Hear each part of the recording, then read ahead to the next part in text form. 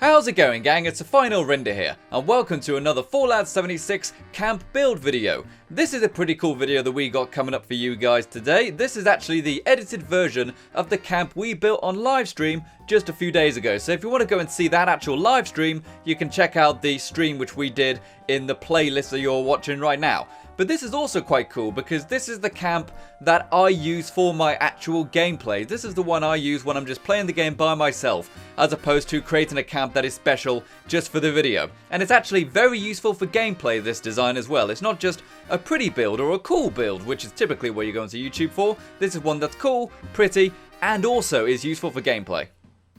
So in today's Fallout 76 camp build video, we have come to just outside of Watoga, deep in the Cranberry Bog. In fact, we are directly behind Fort Defiance, which was an old mental home and was actually the base for the Brotherhood of Steel. And just behind Fort Defiance, we have a lead deposit mine.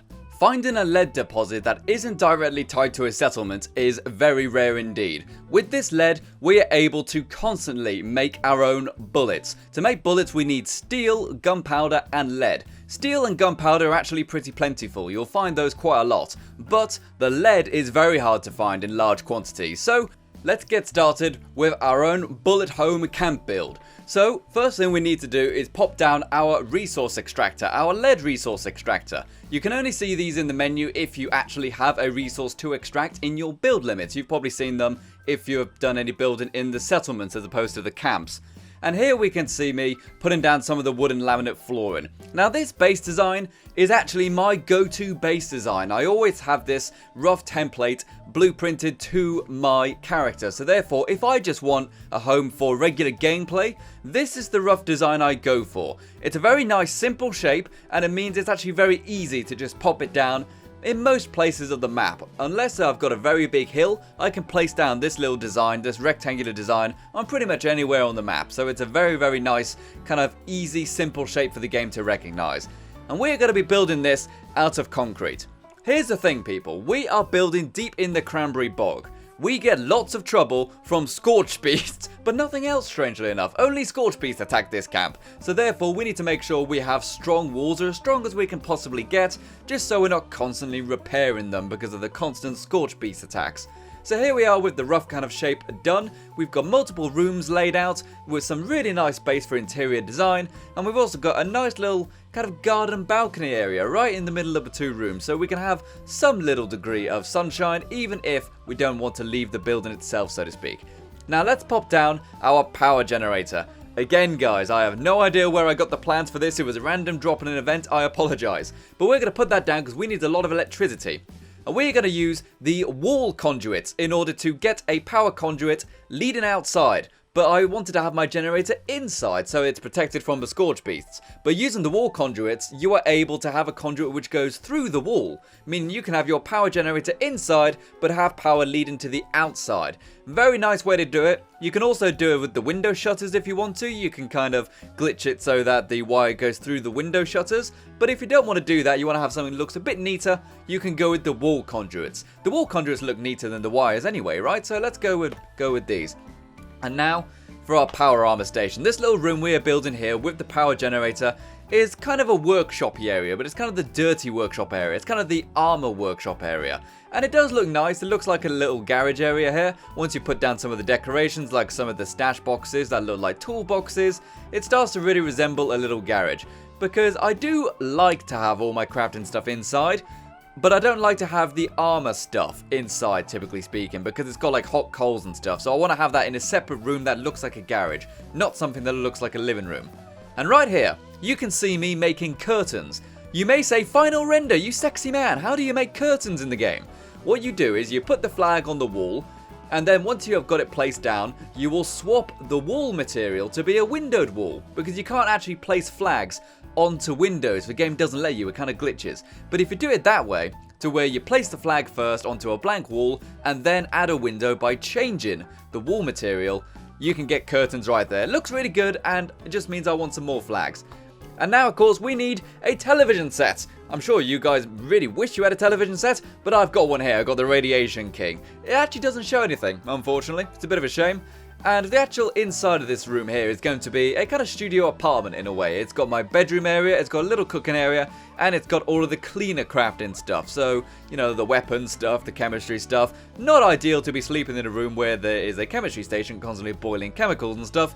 But you follow me. Here is the kind of rough template of our living room area. It does look really nice to have the flags being used as curtains. Not only does it add a little bit of mystery, but it also means that I don't have players constantly peering in and seeing what kind of stuff I've got. But the actual place does work well. It is also really neat and tidy. I've got everything as close as it can possibly be. So I've got an awful lot of stuff in a very small area. And it works really well, makes the place feel nice and warm. And with the garage area, of course, we've got all the necessary stuff we need in there, but it has a very different flavour to all of the stuff in the living room. And now for our little garden area. As I said, I wanted kind of a balcony garden area, but I didn't want to put it outside. I wanted to have kind of a roof section. And this is what I came up with. It's a very simple design, but we have got a small little wall and a roofed area, but we've got like some barbecue areas, we've got some picnic tables, everything like that. Just so that we can kind of be outside with a beer with your friends, but you're not actually out in the rain. I think that's a really nice look, and it really does give this place a nice little feel. And I wanted to make a farm. Now, I've got to be honest, guys. These fences are atrocious. Since you don't have any angled fences, it means you can't really build on hills, and West Virginia is very hilly. So it does make a bit of a problem when building fences. You've got a lot of very floaty fences. But the actual farm I wanted to make, because whilst I don't have the schematics yet, but if you make vegetable starch, I believe you can scrap that and turn it into adhesive. So not only will I have a camp which can make lead infinitely, but I'll also be able to make adhesive infinitely, which is great for weapon mods, which is fantastic, right? And of course, going onto the roof, I need to have some turrets. Now, I need these turrets because, as I said, scorchbeasts attack on a very regular basis, and scorchbeasts, they hate missile launchers. They really do. If you have missile launchers on your camp, I guarantee they will try to target those things first. But they do an awful lot of damage to the scorchbeasts. As you can see here, the missiles come in from the camp, and since there are regular scorchbeasts around, it also technically means I can farm their bones for ultrasight, which is actually not bad either. But it is a very nice little place to have a base if you want to go scorchbeast hunting, but you don't want to build it too near a fisher site. And it actually means that we're able to get a nice little base of operations for anyone wanting to go scorchbeast hunting, essentially, because we've got places to make ammo, and we've got all the resources we need to kind of keep your weapons afloat. And here we are with the kind of garden area and lead resource extractor done. I believe the resource extractor gives me 20 lead per hour, which is actually quite a nice amount. And we've also got the water purifiers and the farm itself. And the actual interior home, I think, is really good as well. It's got a nice amount of decorations in there, and it doesn't feel too crazy. I didn't want to have loads of colourful lights and like disco balls or anything like that, but I wanted it to just feel like a nice little studio home. You know, kind of like a student might have or something, which I think is really nice. So thank you very much for watching this Fallout 76 camp build video, people. This is a very cool one, I think, because on the Final Render channel, we typically do lots of very exciting builds with really interesting designs or really cool attention to detail with the decorations. But in this case, we've done one that is really practical for playing the game. And you spend so much time scavenging for ammunition, so having your own little bullet factory is pretty cool. And as I said, finding a lead deposit which you can actually build at is pretty rare. So hopefully you guys can spend the time to go and find some lead deposits yourself and make your own bullet factories. Thank you very much for watching. Remember to check out the cool Patreon people in the description below, and I'll see you in the next video. Bye bye for now.